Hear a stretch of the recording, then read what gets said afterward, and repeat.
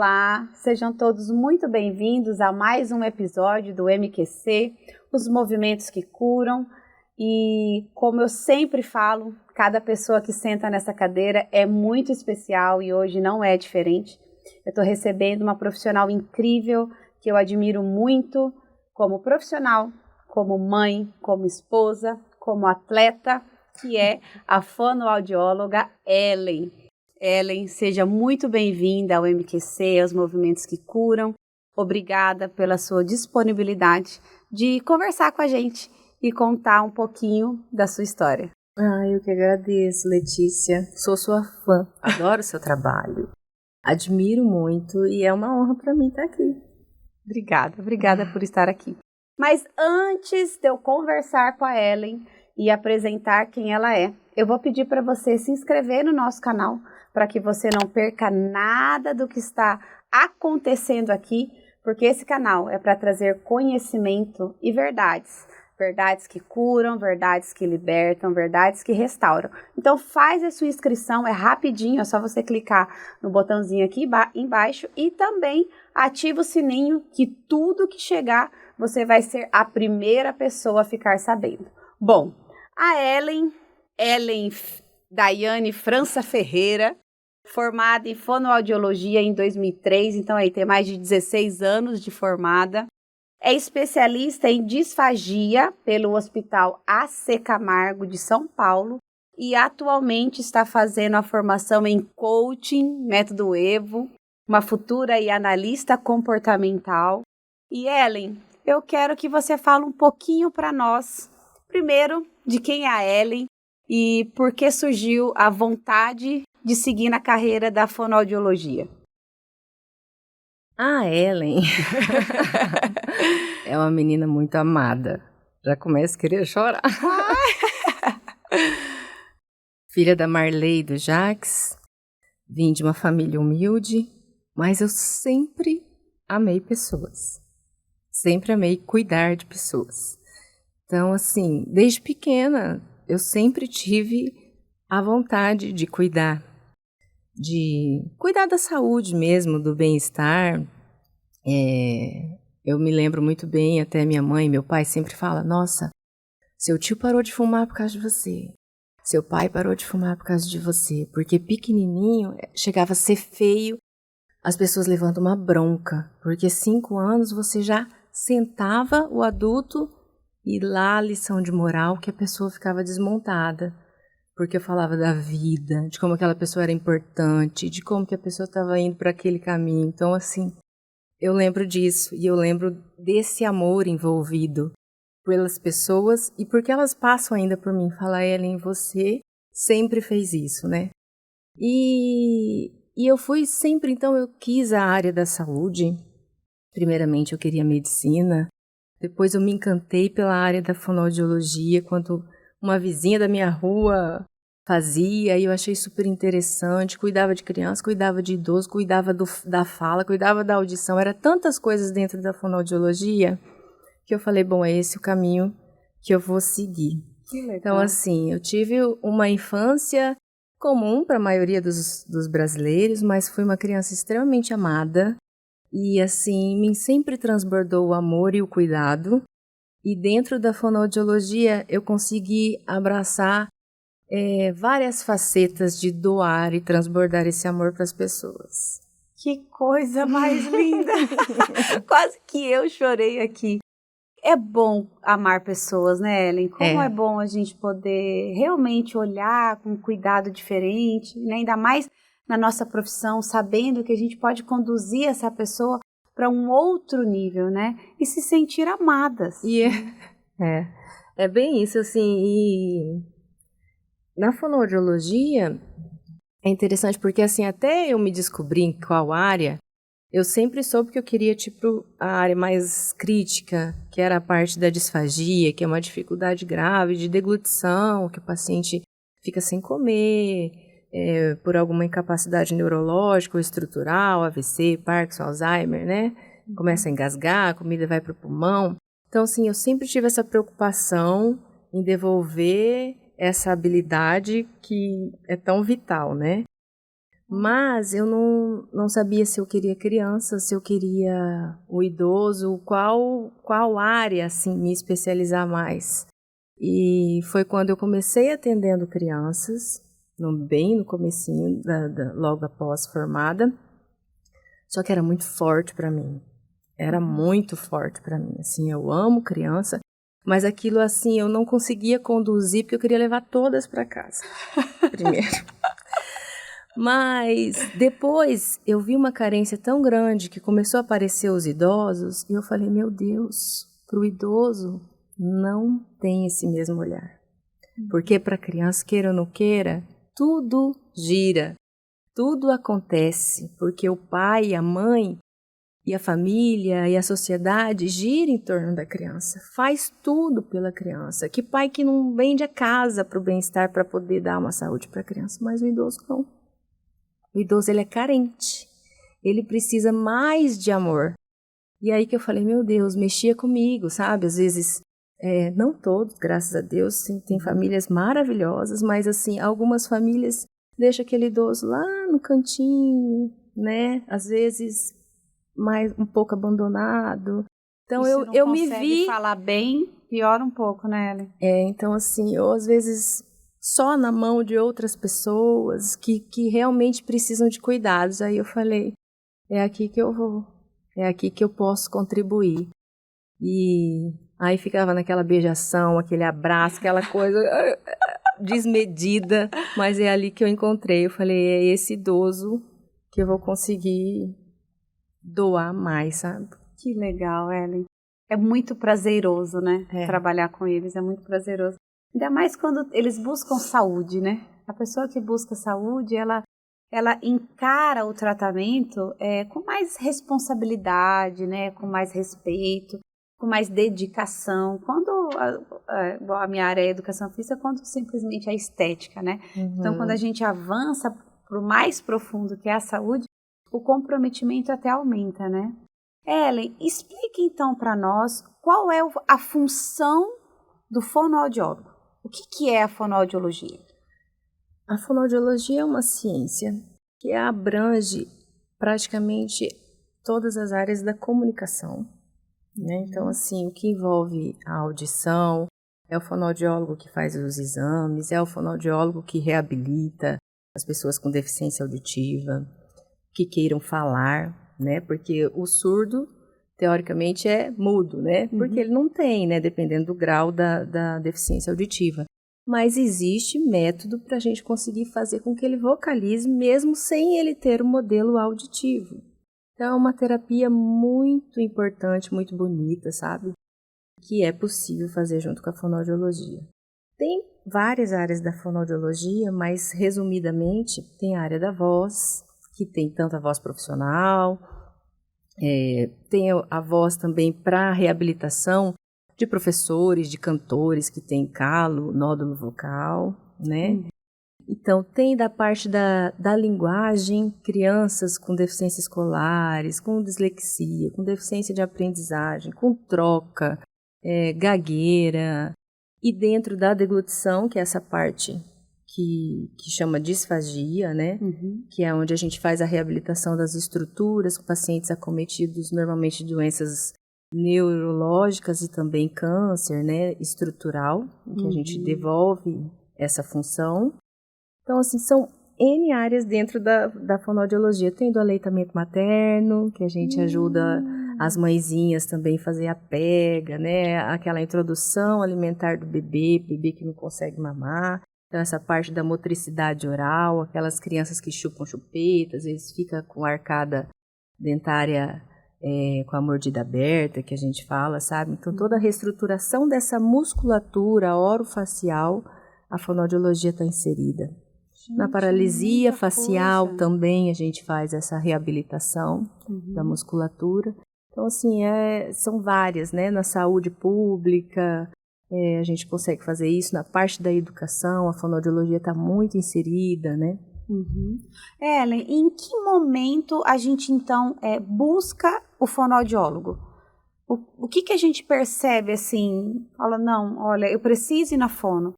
Porque eu vejo pouco as pessoas indicarem o fonoaudiólogo, né? Não, ó, você precisa ir no fono. Eu me lembro que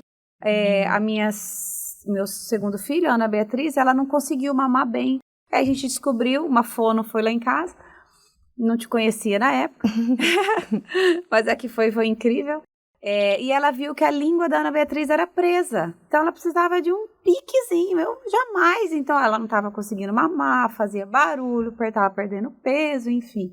Então, em que momento, assim, né, falei dessa parte da amamentação, mas o que a gente percebe, assim, olha, sei lá, tô com um zumbido, não sei, no ouvido, então, em que momento procurar vocês, Ellen? Letícia, essa pergunta, assim, ela é tão ampla, mas ela é tão, assim, maravilhosa, porque, olha só, tem tantas coisas dentro da fonoaudiologia, e você falando isso agora, eu lembrei do Covid, né? Então, assim, ainda a fonoaudiologia é uma ciência que cresce. Hoje, em Campo Grande, existem vários médicos maravilhosos que são parceiros mesmo da fonoaudiologia, mas ainda existe uma carência da divulgação dessa área profissional, né, da atuação dentro disso, e até mesmo para as pessoas, né? Então, assim, porque às vezes as pessoas elas podem enxergar por conta própria, né? Ou elas já ir direcionada com essa queixa para o médico, porque às vezes elas não vão com essa queixa direcionada, o médico também não consegue investigar o paciente como um todo, né? Eu estou te falando do Covid porque, assim, no Covid a fonoaudiologia deu um avanço, pelo menos assim, no marketing, né, na mídia, porque ela trata o olfato e o paladar. Então, aqui em Campo Grande, a gente foi a pioneira no tratamento disso, sabe? Porque, assim, as pessoas perdem o olfato e o paladar, e aí procura, primeiramente, às vezes, o otorrino, né, que tenta tratar com medicação, tem um tempo até de latência para que isso volte, mas não voltando, tenta entrar com medicação. E aí a gente fez umas parcerias com alguns otorrinos, falando de um tratamento que a gente faz com o laser, que a gente já usava no Parkinson, porque o Parkinson, uma das primeiras alterações dele é no olfato e paladar. Então a gente já fazia esse trabalho um pouco diferente, e aí a gente conversando e falando com os otorrinos a respeito disso, eles começaram a encaminhar e a gente fez um trabalho muito legal. Então, assim, a gente fez a repaladarização, a modulação com laser para devolver o olfato e paladar, e eu vejo que ainda hoje tem muita gente com sequela do Covid que fala, nunca mais meu olfato voltou ao normal, nunca mais eu ainda sinto cheiro ruim. E é uma coisa que acontecia, as pessoas tinham, às vezes, cheiro de carniça. Eu tive paciente que perdeu 15 quilos porque não conseguia comer nada, porque tudo cheirava ruim, cheirava metal. Então, assim, aí começou a crescer a nossa fila de espera para reabilitação de pacientes com Covid. Surgiu muito porque aí a gente começou a aparecer nas mídias aqui em Campo Grande, e aí vinha paciente de Cuiabá, paciente de Rondônia, paciente de São Paulo. Foi bem legal. Mas é isso que a gente falou, assim, às vezes uma troca com um profissional e alguma mensagem na mídia já faz aquela informação chegar para um monte de gente. Essa semana eu admiti uma paciente do Covid que me viu porque ela digitou lá perda de olfato e paladar, e aí apareceu a reportagem que eu fiz aqui, e aí ela entrou em contato, porque ela falou, gente, eu não sabia, nos médicos que eu fui ninguém falou, já faz 1 ano e meio que eu tive Covid e eu não tive esse tipo de tratamento. Então, assim, falar da área da atuação vai desde você estar com uma queixa, por exemplo, uma rouquidão frequente, um pigarro que não te larga, entendeu? Coisas sutis. Você não conseguir discriminar, porque a pessoa que começa com a deficiência auditiva, ela sempre tem essa queixa assim, eu escuto, mas eu não entendo. Essa é a queixa. Porque ela jura que ela escuta, porque na verdade ela escuta mesmo o som, só que ela não entende. Porque a primeira dificuldade quando começa a presbiacusia, que é a dificuldade de discriminar, é a discriminação. Então ela fala assim, eu escuto, mas eu não entendo. Entendeu? Porque em alguma faixa de algum limiar a pessoa está com essa deficiência. Então, se é uma pessoa que está com essa queixa, assim como a queixa de voz, de vez em quando eu fico sem voz. É uma pessoa que pode procurar a fonoaudiologia também. Volta e meia eu engasgo. Quer ver uma coisa que é tão frequente e é dentro da minha área? Fala assim, eu tomo água, eu começo a tossir, eu não posso comer farofa, que eu começo a tossir, um pigarro me acompanha. É só eu deitar que eu começo a ter acesso de tosse, eu acordo com apneia, porque às vezes é alguma dificuldade realmente da deglutição e a hora que a gente deita e todo o sensório dá uma relaxada, que a gente faz as microaspirações, vai para o lugar errado, digamos assim, aí a pessoa tem esse pigarro, esse acesso de tosse, entendeu? E passa despercebido no idoso, porque a família começa a achar que é normal. Ele tosse, mas não engasga, porque as pessoas acham que engasga é só fazer assim, sabe? E a não pessoa é isso. come tossindo o tempo inteiro, mas acha que é normal, e não é normal. Então isso é engasgo. Isso é um tipo engasgo, de engasgo. É um engasgo, não é normal. Não é normal você comer com pigarro o tempo todo, tossindo o tempo todo. Não é normal. Isso é um sintoma, tá? Que é a disfagia. Então, assim, precisa ser investigado junto com a parte médica, porque isso é sempre o sintoma de uma doença. A disfagia por si só não é uma doença. Ou ela pode ser até uma fraqueza muscular da próprio envelhecimento, ou ela tem uma causa primária que precisa ser investigada. Entendeu? Você falou agora, me chamou a atenção, é um enfraquecimento da voz por conta da idade. A voz é músculo, né? É músculo. A prega vocal é um músculo. É um músculo. Então, se eu, paro de falar, sei lá, porque eu tô triste, ou porque eu tô em depressão, porque... Então, o fato de eu parar de falar pode me levar a realmente não falar mais? Porque o que eu vejo na educação física quando você treina, você tem uma musculatura mais densa, mais viscosa, né? Porque você está estimulando vários lugares. Mas quando você para de estimular, cai tudo. Eu falo, a musculação ela é ingrata. Enquanto você está treinando, né? Ela parou, começa É a mesma coisa com a voz? Não chegar a parar de falar, mas a intensidade, a frequência, a modulação da voz muda sim. Tanto que assim, o idoso, o que acontece? Ele vai perdendo a voz, vai ficando fraquinho, assim como toda a musculatura, né? É tudo junto. Mas você falando da voz é tão interessante porque assim, dentro da fonoaudiologia, agora mais com esse olhar que a gente tem agora, né? Da pessoa como um todo, na verdade eu falo assim, eu sempre olhei a pessoa de uma forma inteira, né? É tão interessante porque assim, eu já tive paciente que chegou e a família falava assim, ela não fala, ela tá sem voz, não tem mais voz. E a pessoa, nitidamente uma pessoa que você olha, a pessoa tá acabada, assim, triste. Ela já foi no neuro, ela não tem nada. Ela já foi no otorrino, toda a parte estrutural dela tá perfeita. Ela não tem nada, mas não sai a voz. Aí você vai fazer a avaliação. Fala! Tosse! Não sai nada. Aí você fica e fala assim, estruturalmente tá tudo certo, neurologicamente tá tudo certo.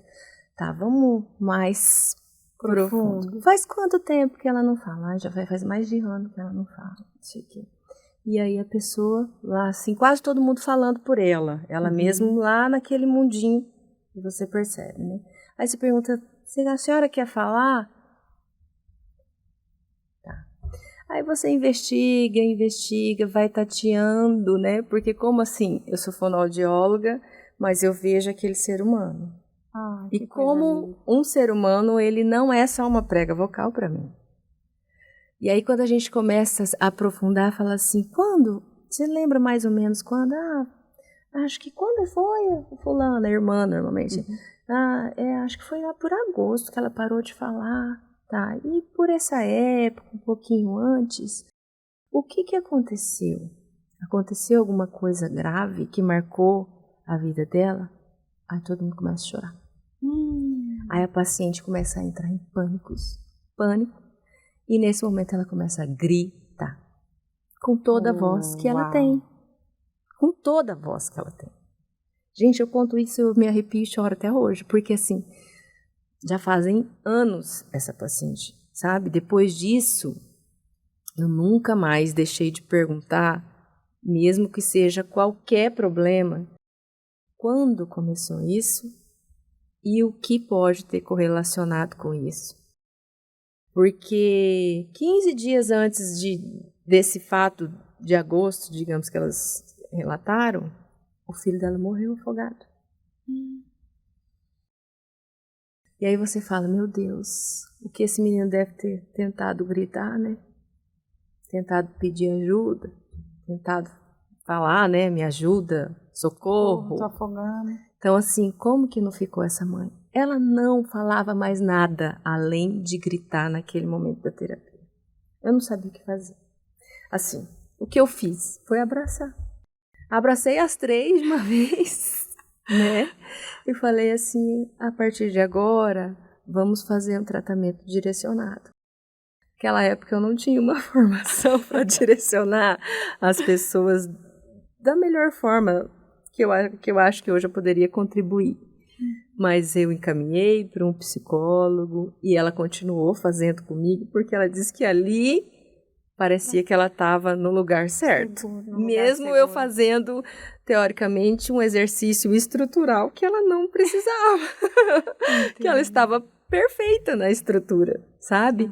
Mas ela gaguejava, ela tinha algumas disfunções, mas justamente por essa sequela psicológica tão profunda que ela realmente, ela não fingia, tá? Não, isso não é fingimento. E não é não querer, isso, né? Tá? E não é não querer falar. Existe essa doença que chama psicogênica, tá? É uma somatória. É assim, é tão somático aquilo que você realmente você quer gritar e não sai a voz. Ela queria falar. E não anda. É uma coisa que te paralisa. Era mais forte do que ela. Tá? Então, hoje eu penso, falo assim, nossa, acho que naquele momento ela significou ali. Porque, assim, foi um grito tão forte, mas tão forte, que, assim, parece que alguém falou, olhou para ela de verdade aquele dia, naquela hora, para aquela dor que aquela mãe estava sentindo insuportável e que todo mundo estava no raso. Todo mundo estava no raso. E a gente precisa de um profundo, né, Ellen? Olha, não tem como nós falarmos de doenças, quaisquer que sejam, se nós não olharmos para a emoção daquela pessoa. A maioria das doenças são psicossomáticas, né, de coisas que aconteceram. Então, a depressão, hoje a ciência fala que é o excesso de passado. E a ansiedade, o excesso de futuro. E quando alguém nos olha, né, fala assim, ei, me percebe, essa pessoa grita. Grita. Ela só precisava de uma direção. E diz que Deus é extraordinário, né? Você falou assim, antes eu não tinha habilidade para tratar ela. Não, você tinha, porque há tempo para todas as coisas. Né? Talvez ele estava já te preparando, te mostrando que ele tem planos para você, infinitamente maiores e melhores do que você pode imaginar. E todos nós, Ellen, temos um propósito, temos um porquê, fomos criados. Eu brinco assim que tem 2 fases muito importantes da nossa vida. Quando a gente nasce e quando a gente descobre o porquê. Então, quando eu descobri o porquê que eu vim nessa terra, que era para trazer movimentos que curam e cuidar, um olhar para quem tem Parkinson, talvez, né? Porque não somos nós que encontramos o nosso propósito, é o nosso propósito que nos encontra. Talvez o propósito de Deus para você foi esse caminho, né? Você não é o mais do mesmo, você é diferente. Uhum. E você sabe de tudo, tecnicamente, que tem que fazer dentro da fonoaudiologia, mas nós somos únicos. E a gente precisa ter esse olhar. Em qualquer área, em qualquer profissão. Né? Nós não somos receita de bolo. O que dá certo com receita é bolo, é pão, né? Isso dá certo. Agora, pegar ela e falar, então, já foi em tudo e não deu certo, e o profundo. Que lindo que você faz, Ellen.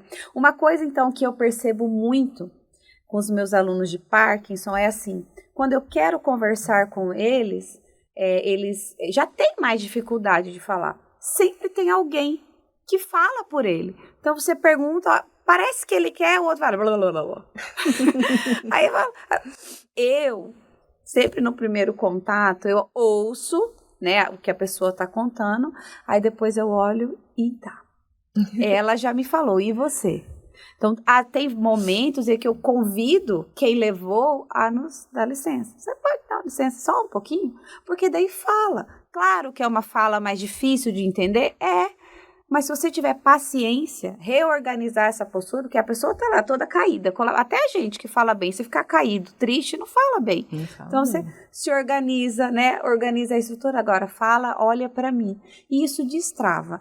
Você tem alunos, pacientes com Parkinson. Me fala um pouquinho dessas tulipas, como eu chamo deles. Fala um pouquinho do seu trabalho com as pessoas com Parkinson.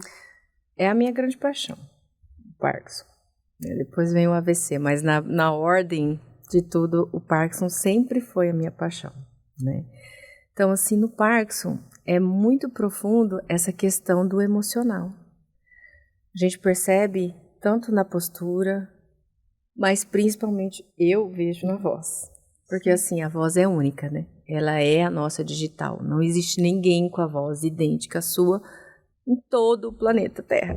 Não existe. Então, assim, é por ela, você consegue entender se uma pessoa é tímida, se uma pessoa é extrovertida, se ela está feliz, se ela está triste. Você percebe tantas emoções na voz de uma pessoa. E no Parkinson, eles têm caracterizado uma voz monótona, sem as intensidades da voz. Eles não fazem essa intensidade, essa melodia, eles não é uma voz robotizada no momento. Você me falando isso está me trazendo a memória. Eu não tinha reparado isso e é verdade. É sempre uma voz monótona do Parkinson. Eles não têm não, é sempre na mesma frequência. Só que dentro daquilo te traz, dentro daquela normalidade dele, você ainda consegue perceber as características emocionais daquele paciente. O Parkinson, por ela ser tão limitante, às vezes a gente ainda tem que abraçar mais a família, né? Com certeza a gente já abraça a família, porque aquela família tagarela é aquela família que sempre quer falar por ele, às vezes num excesso de cuidado, para deixar claro, às vezes, o que eles veem, porque às vezes a família é que traz, né, para nós, né? Eu não tô entendendo nada. Não tô entendendo nada que ele tá falando. Não entendo nada que o papai tá falando. A gente precisa que ele fale mais alto. Às vezes é essa a queixa. Mas, olha, não é fazendo exercícios destinado para a voz, somente para a voz, que esse paciente vai falar mais alto. É todo um combo e o tratamento muitas vezes começa na família.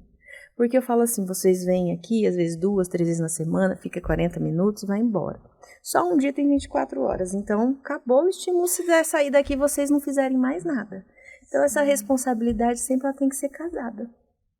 Eu sempre trago muito compromisso para a família. Eu falo assim, aqui eu vou conseguir fazer isso, mas eu preciso de vocês. Porque o que acontece com o paciente, tanto do Parkinson quanto dos pacientes com deficiência auditiva, é muito parecido o que acontece.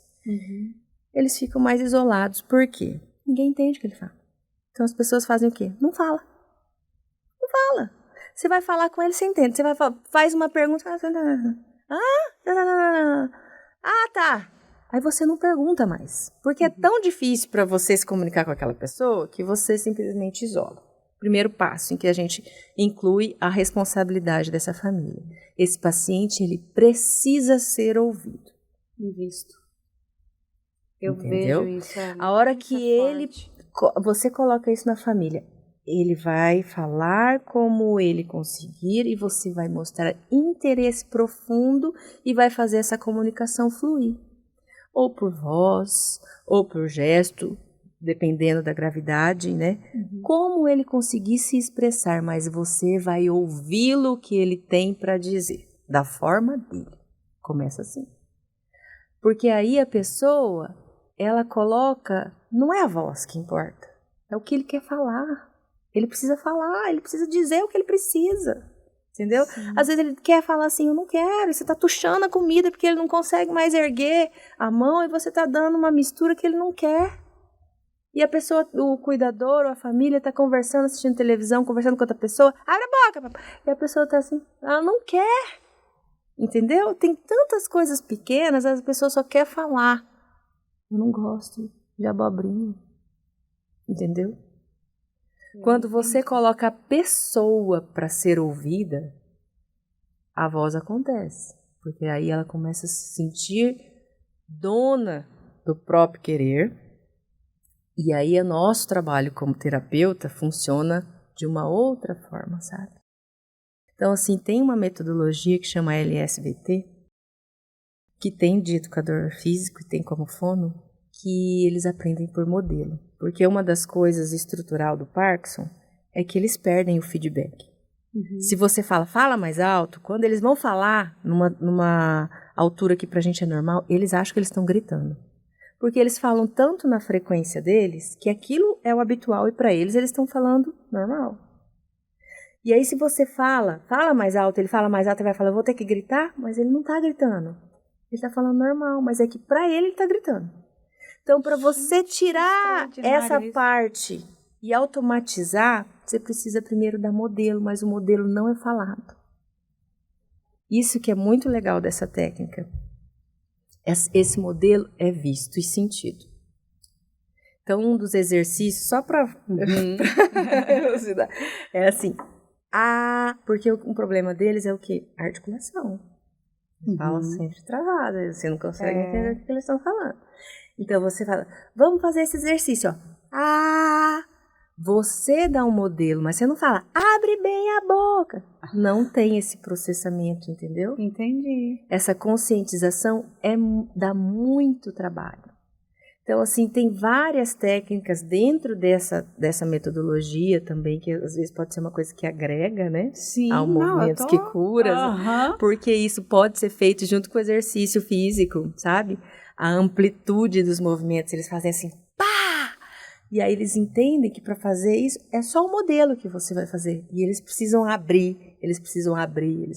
E a voz começa, tem vídeos na internet que mostra o antes e o depois, que esses nunca foi falado assim, fala mais alto, abre mais a boca, é só assim que eu quero.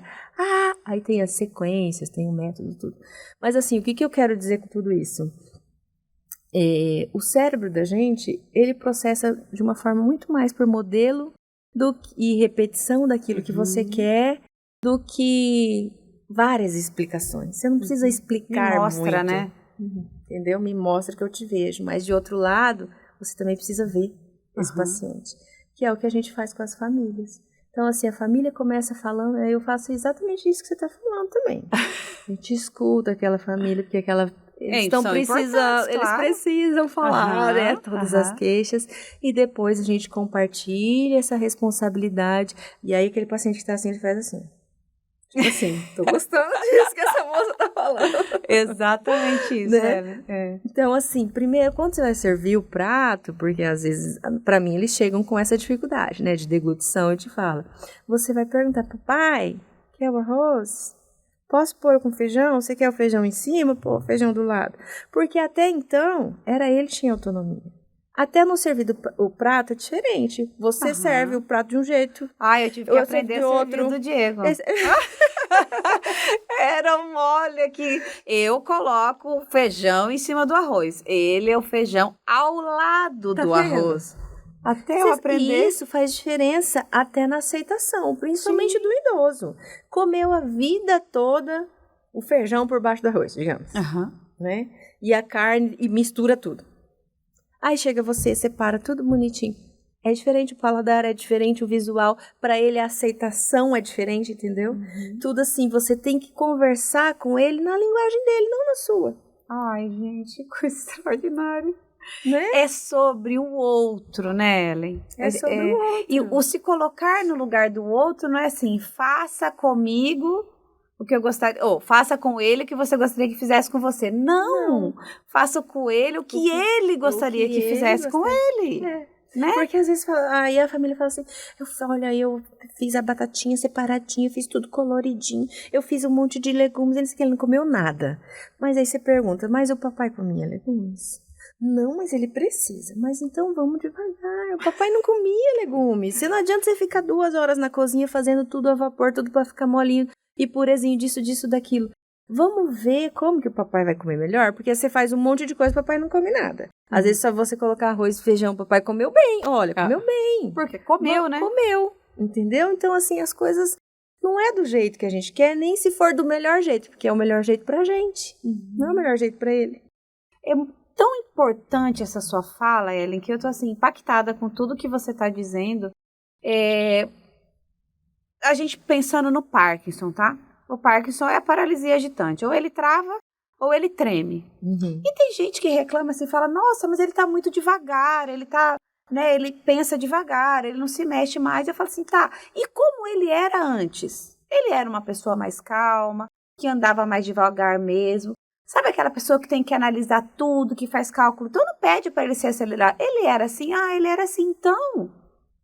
Não pede para ele correr se ele nunca correu.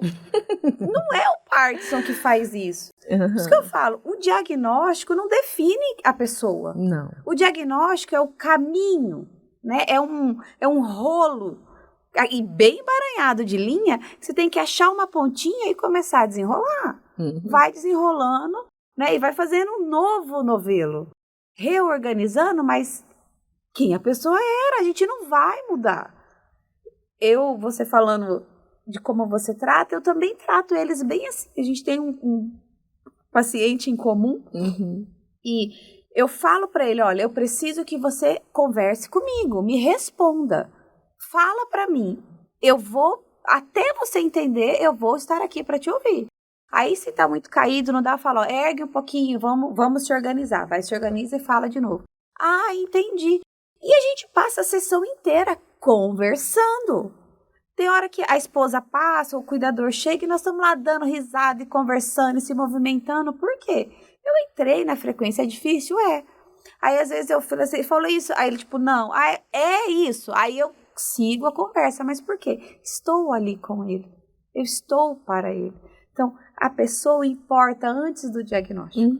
Então, quando a gente tem esse olhar, é extraordinário. Muda tudo. A família fala assim pra mim, ô Ellen, papai não para de falar com você, né? Ele aqui em casa não fala nada com a gente, né? E aí ele veio falar até de música com você, ele tá falando das histórias dele. Nossa, a gente passa aqui final de semana, pergunta as coisas, ele só fala, não, e fica quieto. Em que momento? Né? Esse que eu atendo em domicílio, às vezes chega um filho, chega um neto, sequer olha. É isso que eu te falo. Não dá um bom dia. Aí as pessoas assim, vão isolando você não aquela tá pessoa vendo cada ele aqui? vez mais. Tem dia que eu tenho vontade de ir, mas eu me seguro mas é porque assim, dá trabalho, não vou falar não, é difícil, né? Tudo é difícil, né? Quem não é difícil que atire a primeira pedra. Os que falam, os que não falam, a gente passa por momentos que tem dia que a gente tá, né? Não somos tão agradáveis assim, mas... Você falando isso, lembrei uma vez de uma filha que veio falar comigo, ela veio chateada, sabe? Falar comigo, falou assim, eu falei, vocês têm que incluir ele nas atividades, coloca na mesa para comer, por mais que seja difícil, que ele conseguir comer, né? Porque ele queria se isolar, porque ele derrubava muito, tem vergonha, babava muito, né? Então eu falei, tragam, né? Para vocês já estão acostumados com ele, faça aquilo se parecer, né? Então eu fui falando essas coisas e depois eu percebi que até nisso eu tenho, né, que ser comedida e saber o momento oportuno de dizer, porque ela ficou muito chateada, porque aí as pessoas também têm as dores delas, né? Sim. Aí a hora que ela veio, faz todo um sentido que você fala assim, aquela pessoa que é seu paciente, que é querido, que você tá vendo tudo aquilo que você pode melhorar. Às vezes foi um pai agressor, foi um pai ruim, né? Um esposo ruim que maltratou e tem todas as dores emocionais por trás daquilo, que às vezes a gente fala assim, a pessoa excluiu, né? A gente não sabe também. É tão complicado. É tão e mais por isso profundo, que a gente tem que só assim, amar e não julgar, fazer o que a gente pode dentro daquele contexto e incluindo sementinhas de amor para a família e para o paciente, doar aquilo que a gente tem. Porque é tão profunda a história de cada um. Nossa. Que às vezes a gente vai tentar ajudar numa coisa e a gente mexe numa ferida. E aí essa formação para mim agora veio e fala assim, meu Deus, eu já sabia, já tinha essa noção e agora... né? Tá te dando um norte, né, Ellen? Mas olha, que você continue nessa caminhada, porque é extraordinária. Porque pessoas feridas ferem pessoas. Por isso nós temos que cuidar a família. Igual você falou, a gente conhece uma parte, um pedacinho do quebra-cabeça e o restante. Então a gente tem que mostrar a questão do amor incondicional, do perdão, né? Porque a Bíblia nos orienta a perdoar 70 vezes 7. O perdão não muda o que aconteceu. É um fato. Aconteceu. Mas você perdoar, você se desconecta emocionalmente. Então você decide não entregar a sua emoção para aquela pessoa e levar embora. Um exemplo, a gente está no trânsito e está um trânsito muito pesado, você acordou cedo, meio atrasado, e alguém te fecha e você fica muito bravo. E aí o seu dia inteiro vai ficar muito bravo por aquele momento pontual. Estraga o resto do seu dia. Assim é a nossa vida, a questão do perdão. Se a gente avaliar assim, puxa, ele só me fechou. Eu não bati, eu tô bem, não estraguei meu carro, cheguei no meu trabalho, respiro fundo, volto pra mim, né? Pego a minha emoção de volta, tá tudo bem. Talvez essa pessoa estivesse passando por um mau momento, socorrendo alguém no hospital, enfim, nossa, obrigado, que deu tudo certo. Então você tomou a sua emoção de volta. É nesse sentido que eu falo a questão do perdoar, você se desconectar emocionalmente, porque daí você tem a sua vida, o domínio próprio. Inteligência emocional, né? Precisamos esse controle disso. Que a gente precisa, né? A gente precisa, né? Sim. E é uma coisa assim que eu vejo quando a pessoa entra nesse lugar e, meu Deus, foi ali, igual você falou, foi naquele evento em que ela perdeu o filho que travou. Então você fez o quê? Mudou o evento? Não. Ela perdeu o filho? Perdeu. Mas ela se libertou. Porque alguém olhou visitou aquele lugar. Assim é o Parkinson. Eu comecei com um aluno novo e ele é super travadinho, tímido, assim. Aí eu conversei com a esposa, ele sempre foi. Então não tá nada de diferente. E eu atendi ele terça-feira e eu cheguei bem pertinho, ele tava tão cheiroso. Falei, mas você tá cheiroso, hein? Ele achou o máximo aquilo. Eu falei, qual é o nome do seu perfume? Ele falou, eu não sei, ela que sabe, daquele jeito, que agora até isso ele conversa comigo.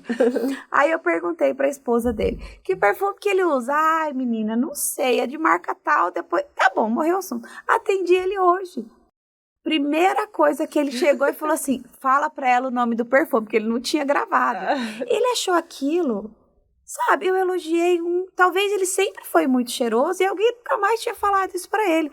A aula... Uma conexão que você foi gerou uma ali, conexão. Né? Geralmente eu consigo trabalhar com ele meia hora, 35 minutos. A gente foi em quase 50.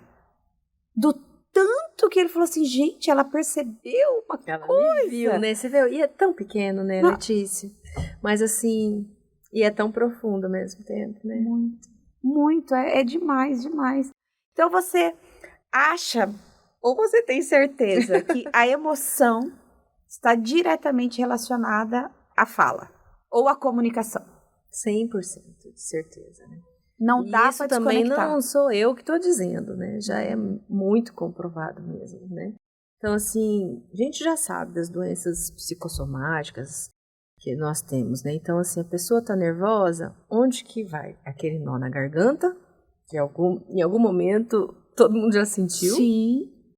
Aquele frio no estômago, aquela dor, aquele tremor. Então, assim, a sua emoção conversa com o seu corpo o tempo inteiro, né? As suas células o tempo inteiro tá percebendo o que está acontecendo ao seu redor. Por isso que a música ela tem a capacidade de transformar. Por isso que um ambiente calmo tem o poder de transformar, porque nós estamos imersos no mundo de emoção. E a voz é o quê? É a sua identidade. É por onde você reporta tudo que você quer, tudo que você sente. Então ela não tem como ser diferente. Ela é 100% emocional. Se eu estou feliz, a minha voz está aberta, eu estou alegre, eu transformo com a minha voz. Assim como se eu estou triste, a voz tá calada, bravo. É tudo a gente percebe, né? Na voz. Então, ela é 100% emocional. E nas doenças como o Parkinson, por exemplo, não seria diferente, porque essa pessoa, além desse emocional que ela tem já como ser humano, qualquer indivíduo, ela tem o peso de uma doença com todas as partes que existem da própria doença, da depressão, que já é elevadíssima, né, por falta de dopamina nessas doenças. Então, assim, tem toda a parte física e fisiológica que acontece, que é real dessas doenças. Então, é uma somatória de fatores, né? Somatória de fatores. Exatamente. Não dá para isolar mais, né, Ellen? Não. Quem é profissional da área da saúde, não dá para trabalhar sozinho. Não. Né? A gente não consegue. Por isso que eu tô, assim, apaixonada por você.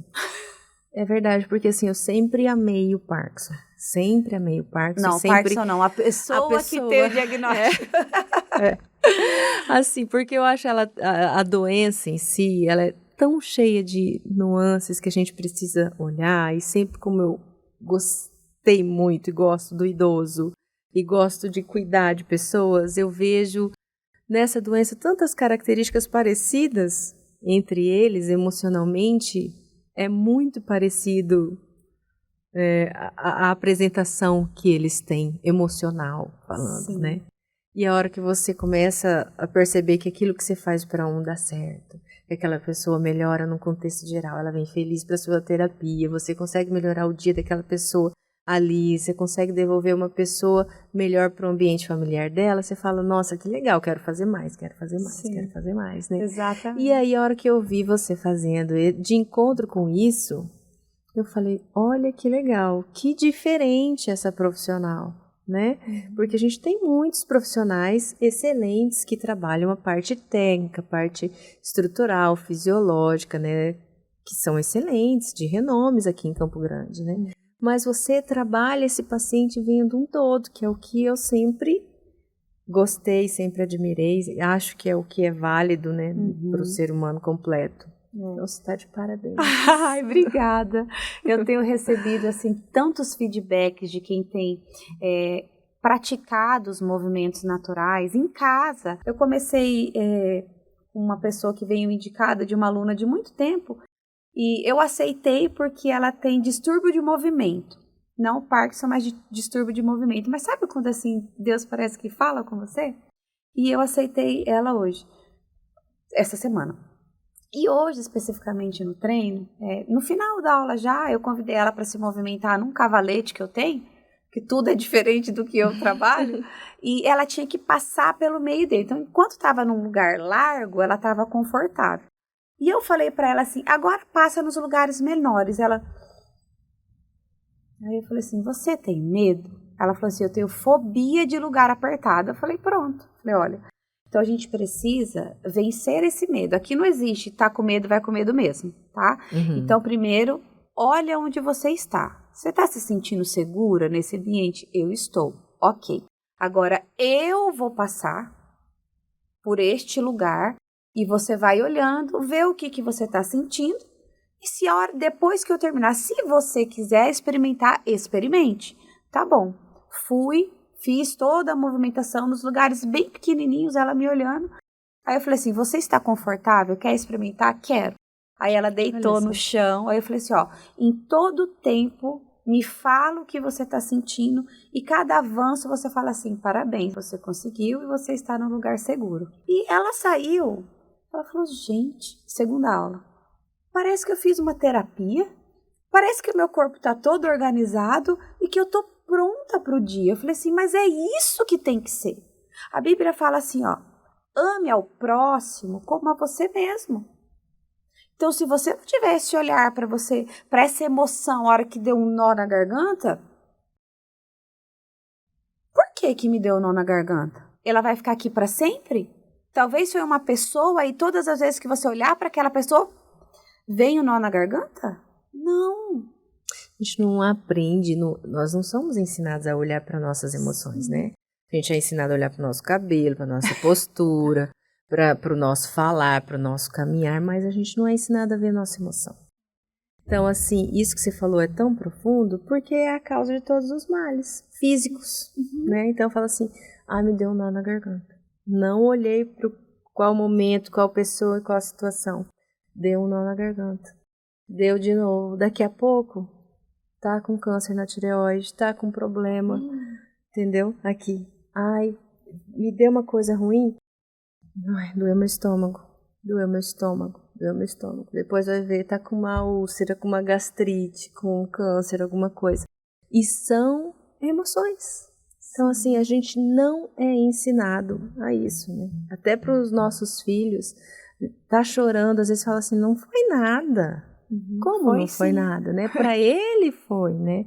Então, eu entendo a sua dor, o que você tá sentindo, fala para mim. E aí, a dor de cada um é medida por ele mesmo. Não dá para falar, né? Porque às vezes até nesses traumas que a gente convive, de família, de alguma coisa, a pessoa fala assim, nossa, mas ela é filha dele igual eu não sou assim, meu pai, pra mim, tudo bem, eu entendo.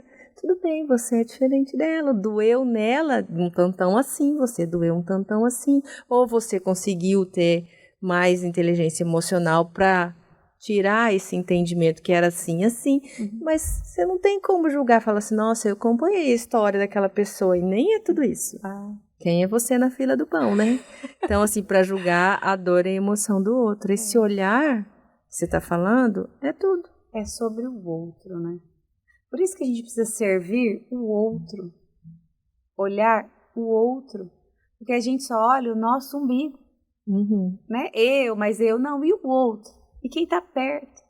É por isso que Jesus perguntou para Pedro 3 vezes, Pedro, você me ama? Ele falou, eu te amo, cuida das minhas ovelhas. Ele perguntou de novo, Pedro, você me ama? Sim, Jesus, cuida das minhas ovelhas. Ele perguntou de novo, Pedro, tu me amas? Mestre, você sabe que sim, cuida das minhas ovelhas. Então, se você me ama mesmo, negue-se a si mesmo, tome a sua cruz e caminha comigo. Então, quando a gente caminha com o autor e consumador, quem escreveu o manual do ser humano, a gente, para mim, é o disparado maior líder de inteligência emocional foi Jesus. Ele fala só de emoção. Ele fala para você não julgar. Ele fala para você não apontar o dedo. Ele fala, quem é você que quer tirar um cisco do meu olho e ter uma trave no seu? Quem escreveu foi Jesus, foi eu. O que ele está falando assim, filho? Calma. Não se compare. Eu acho que a comparação é o pior dos males. Eu sou a filha mais nova de 3. E teve alguns momentos na minha vida em que eu me sentia menor do que a minha irmã. Meu pai queria que ela fizesse direito, porque direito dava dinheiro. Eu falei que ia fazer educação física, aí você vai morrer de fome. Sabe essas comparações assim? Mas tá tudo perdoado, eu amo vocês, tá tudo bem, eu amo minha profissão, tá? Vocês são a melhor coisa que aconteceu na minha vida. Né? Mas comparava, pensava na cabeça do meu pai que o que ia dar dinheiro era o direito. Então ela tinha que ter esse currículo, sabe? E ela foi e fez, ó, tá aqui seu diploma. E eu segui o meu coração. Tanto que eu vivo a educação física, é algo que me move. E ela, não. Ele fez por mal? De forma alguma. Não é sobre isso. Por isso que eu falo, eu amo mesmo incondicionalmente meus pais. Mas eu tive que falar assim, paizinho, eu vou trilhar esse caminho. A minha mãe sempre falou muito pra gente, olha, os pais têm autonomia na vida de vocês até um ponto. Chega um momento em que vocês vão seguir. Então, tudo aquilo que talvez nós não gostamos na nossa formação, na nossa vida, é hora de falar assim, ó, muito obrigada, mas de hora em diante eu tomo a rédea da minha vida. Nós precisamos ter responsabilidade, ter autorresponsabilidade. Parar de jogar a culpa no outro. O outro fez o seu melhor dentro daquilo que ele tinha. Que pai que quer errar com o filho? Nenhum. Mas onde é que aprende esse manual? Não tem, né? Assim. Mas eu falo... Não tem. Não tem. Ninguém aprende, fala assim, eu tenho que ser... qual que é o manual de pai e mãe? Né? Então, às vezes, eles só dão aquilo que eles têm.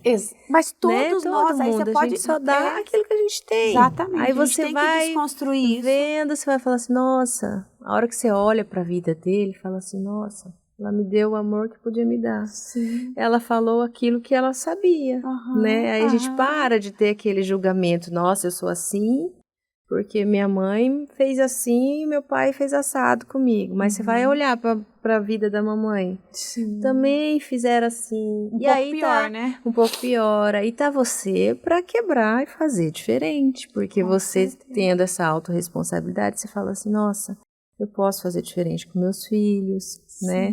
A gente tem mais instrução hoje em dia disponível aí, autoconhecimento, pra gente aprender, né? E nós somos capazes de mudar a história de uma geração.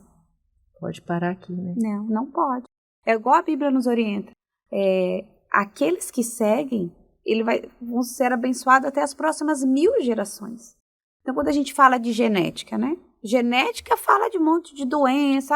Sempre que a gente vai no médico, né? Faz uma anamnese, seu pai teve, sua mãe teve, não sei o quê. Só que hoje veio a epigenética, que fala assim, ó, você tem essas características. Se você manter esse padrão, calma que vai acontecer. E tá chegando. Agora, se você toma uma outra atitude, que aí é o papel da epigenética, você vai ter uma vida extraordinária. Vai ser diferente, porque você vai se alimentar melhor, você vai fazer exercício melhor, você vai cuidar da sua saúde emocional, você vai parar de se comparar, você vai um monte de coisa. Então, a partir de você, muda. Né? Então, eu venho de uma geração de hipertensão, diabetes, colesterol, obesidade, câncer. Minha avó faleceu de câncer. Então, assim, tem no meu histórico? Tem. Vai acontecer? Em nome de Jesus, não. Por quê? Eu cuido da minha saúde emocional. Eu cuido da minha alimentação. Eu pratico atividade física e os meus filhos no ventre, eles já foram modificados. A parte de alimentação, a parte de atividade física, então eles já são diferentes. Vai ser uma geração diferente a partir deles.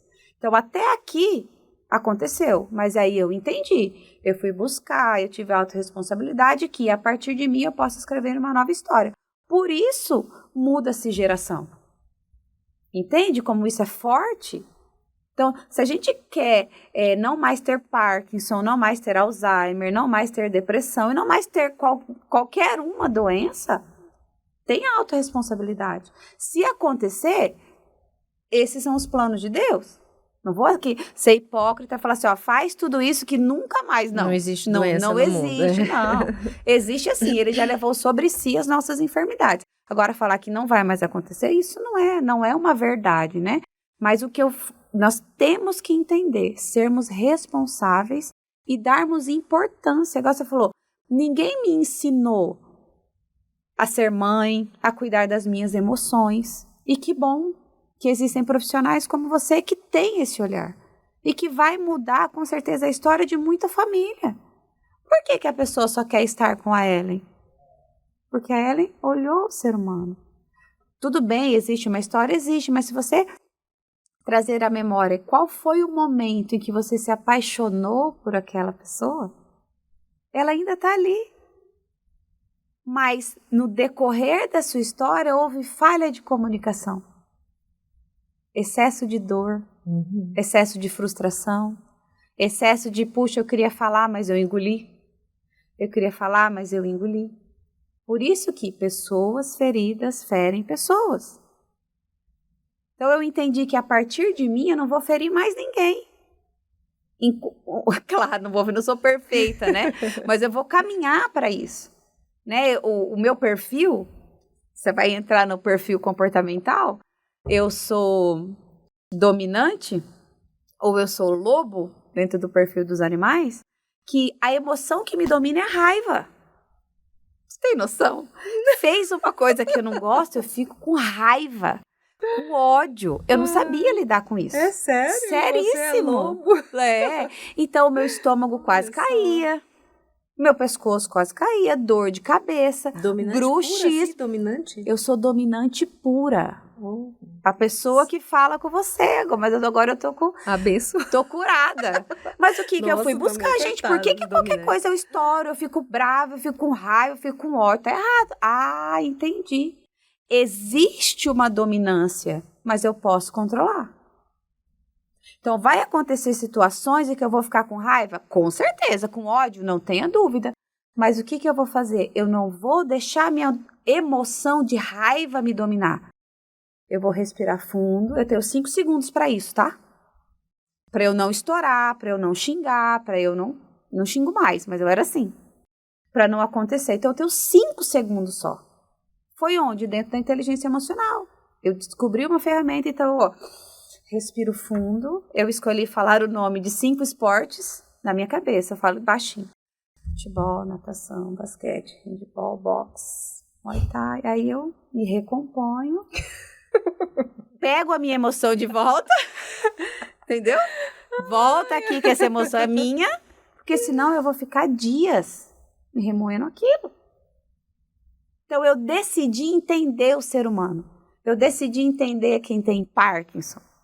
Eu decidi saber a história de cada uma delas. O que aconteceu? E quando eu trago de volta quem eles são, porque eles não são o diagnóstico, eles são uma pessoa, aí destrava tudo. Aí anda, aí treina, aí fala, aí come, né? É muito legal isso. E Ellen, me fala mais sobre, assim, o que você queira mais acrescentar sobre a fonoaudiologia. Deixa para nós o seu contato, para quem está nos ouvindo, que quer ter o contato maior com a Ellen. Não sei se você faz teleatendimento, enfim. Conta aí, quiser deixar uma mensagem. Você falou de teleatendimento, lembrei de uma senhorinha que ela né, poetisa, e ela queria melhorar a voz. Ela, se eu não me engano, ela tinha 83 anos, coisa mais linda do mundo, mas ela queria, né? E ela era cearense.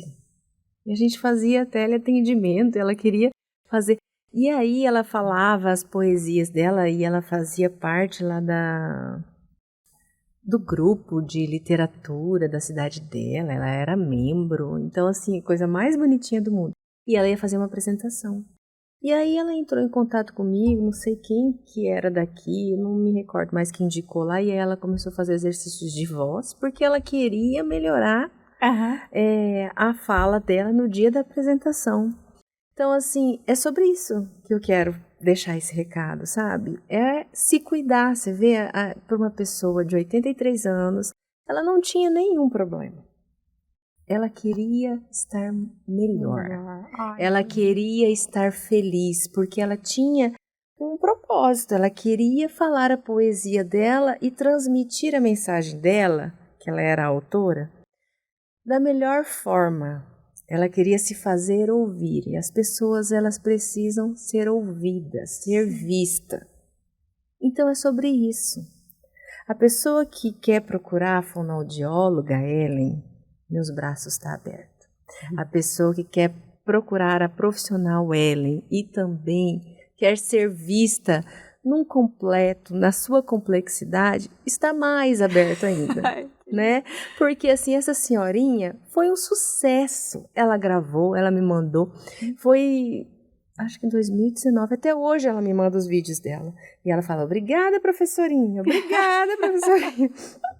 Feliz. Sim. Então, assim, a gente não pode desistir da gente, entendeu? Seja você com uma doença, seja você querendo só melhorar uma função, se amar, se cuidar, olhar para você, olhar para os seus sentimentos, falar assim, eu quero falar melhor, eu quero ser melhor em tal coisa, você ter um objetivo na sua vida, ter um propósito de fazer aquilo melhor, é isso, é sobre você, é sobre o sentir.